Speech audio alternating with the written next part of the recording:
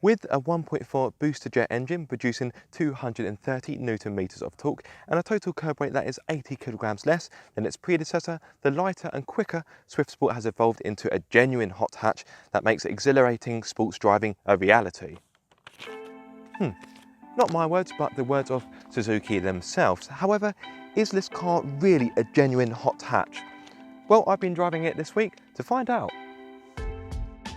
Well, to begin with, it certainly looks hot hatchy. Following customer feedback, Suzuki has made sure that the new Sport is easier to pick up from the standard car, and I have to say, it looks spot on. It's got a nice squat to it, and its stance is purposeful. Therefore, I'd reckon you need an eye test if you ever mistook it for a cooking model. It's 15mm lower and 14mm wider than the standard car, meaning it really looks the business. It may be small, but it's certainly up for a fight. It's basically an automotive equivalent of Scrappy Doo. But if you want your Swift Sport to stand out even more, then you can have it in Champion Yellow, which pays homage to the Suzuki Works Junior car from the noughties. I can't stand yellow, however, so I'd much rather opt for the Speedy Blue applied to the model tested here. The inside is equally as sporty. You've got these wonderful sport seats which hug you in the right places, although if you're a wider person they may hug you a little bit too much. And you've got red accents all across the inside. You've got a sporty steering wheel with perforated leather and red stitching, and it's quite a nice place to be. However, I would prefer some more soft touch materials in here. Now, the Swift Sport isn't really a cheap car anymore, so with that in mind, I would have wanted a soft touch dashboard, but instead I've got a hard, scratchy dashboard, which I have to admit is rather disappointing. And quality in here isn't fantastic. This center console moves a fair bit as well, which again is a little disappointing. So the inside of the Swift, it could be better, but it's not awful. However, Suzuki, if you're watching, some more soft touch materials please. Make it a bit more plush. So then, it looks sporty, but how does it drive? So as with most cars, the new Swift Sport has downsized its engine. So the previous model used a naturally aspirated 1.6 litre petrol engine, whereas this car uses a 1.4 litre turbocharged petrol engine.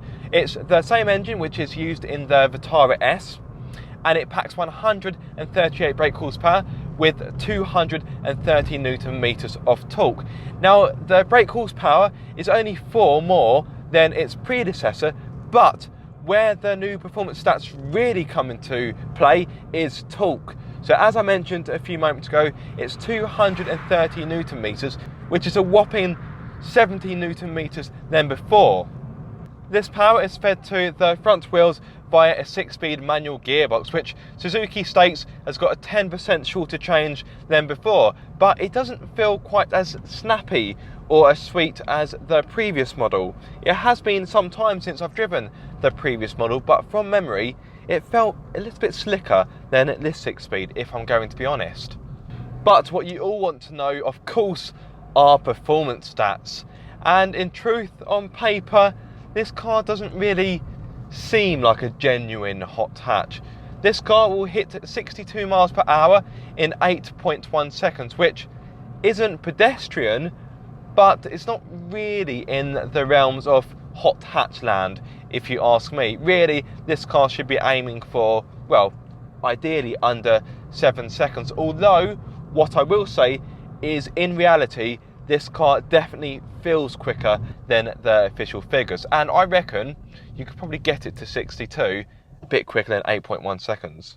In regards to top speed, this car will top out at 130 miles per hour, so it's not quite as fast as its rivals. Now, some of you may miss really revving the nuts of this car as you would in the previous model, but the great thing about this car is the power is more linear.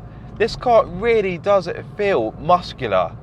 It feels more mighty than the stature of this car would suggest.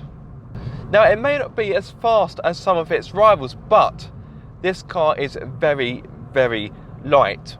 The previous Swift Sport wasn't exactly a heffalump, however, Suzuki has made this model 80 kilograms lighter, and to put that into some kind of perspective, that's pretty much what I weigh, and I'm quite a tall guy, so that's a fair amount of weight to save. So this car weighs just 975 kilograms. That's amazing. That's not much more than a Mazda MX-5, and this car's got 5 doors and 5 seats.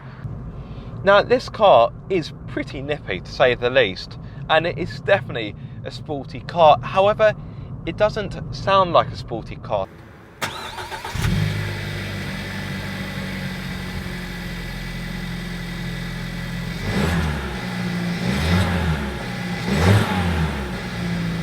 So let me slow down a little bit. I've got no cars behind me and I can give it some beans. So second gear, doing 25, right foot down.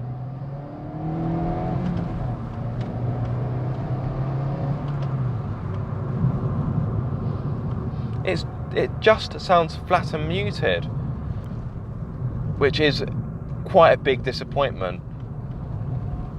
But on the plus side, the handling isn't disappointing. This car, because it's light, it is chuckable. Absolutely chuckable. It's got a decent amount of grip as well.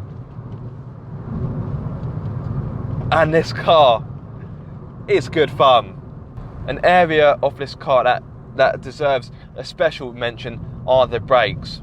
When I first drove this car earlier this year, that was one of the first things I picked out about this car, was its brakes, because they are pretty sharp. They've got a good amount of bite to them. The brake pedal's got a good amount of feel through it. Yeah, these brakes are a highlight on this car, definitely. Now this car is of course firmer than the standard Swift, of course, and the standard Swift isn't exactly a softly set up car, but it means it handles better, so I've got absolutely no problem with that. However, the Sport, yes, it's a firm car, but it's still quite comfortable. It soaks up most bumps relatively well. Now when I drove this car previously, I moaned that I couldn't really heel and toe in it, but it turns out that was mainly down to my footwear. At the time I was wearing Puma trainers which had quite a thin profile to them, whereas today I'm wearing my trusty Converse, and thankfully I'm finding it easier to heel and toe. Not only is the new Suzuki Swift Sport faster than its predecessor, but it's larger as well. So what does it mean for interior space? In the front there's a good amount of cubby holes, plus getting a good driving position is easy thanks to a steering wheel that adjusts for rake and reach, and a driver's seat that also has a good level of adjustment. But what about rear space? The Swift may not be the largest car going, but space in the rear isn't too bad if I'm going to be honest. Now as always, the driver's seat has been set for me. I'm 6'2", so I am of course a tall guy, but even so, I've got an acceptable amount of legroom. I haven't got acres, but it is more than what I got in the Ford Fiesta ST. Headroom is again acceptable. I haven't got acres, but I've got enough. However, you wouldn't really be able to fit 3 adults back here. You probably could, but it would be quite a squeeze. 2 adults, absolutely fine, and 3 children should be no problem whatsoever. The Swift Sport has never been known for offering a large boot, but thankfully the new model has been increased by 54 litres, meaning you get 265 litres in total, which I know isn't massive, but it should be more usable than its predecessor. However, if you do need more space, you can of course fold down the 60/40 rear seats to give you 579 litres, which again, I know isn't massive, but it should be enough for day-to-day usage. The only slight problem is that it has got quite a high lip, so if you're trying to load heavy items into this car, it may be a bit of an inconvenience, but it is better than before.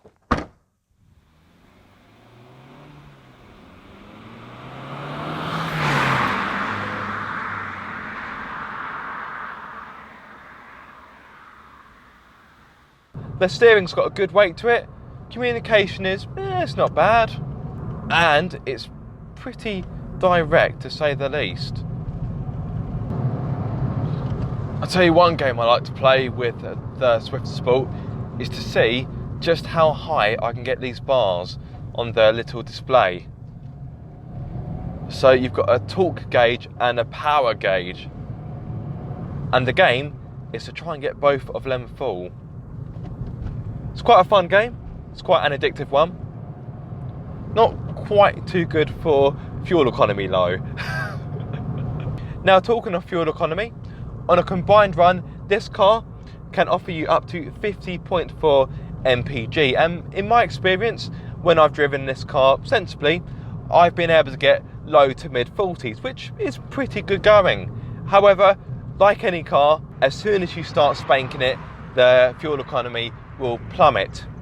When I've been driving spiritedly, let's say, I've been getting low 30s, and there have been one or two times where it's even fallen to high 20s. So yes, this car can be thirsty when you thrash it. Plus, unfortunately, this car only has a 37 litre fuel tank, which isn't very large. So if you're really driving this car hard on a regular basis, you may find yourself spending more time at petrol stations than you may be predicting. Woohoo! Yes! Both bars full. Power and torque. You've also got a boost gauge for the turbo, which is very important. You have to know your boost. This car really does bring out the child in you, but in a good way. In a good way. It's just fun. Now, okay, it's not as cheap as it was before, so it's not quite a bargain like it used to be. Right, I think it's about time to tackle the elephant in the room, the price. So its predecessor started from £13,749, whereas this car is £17,999, so we may as well call it 18 grand.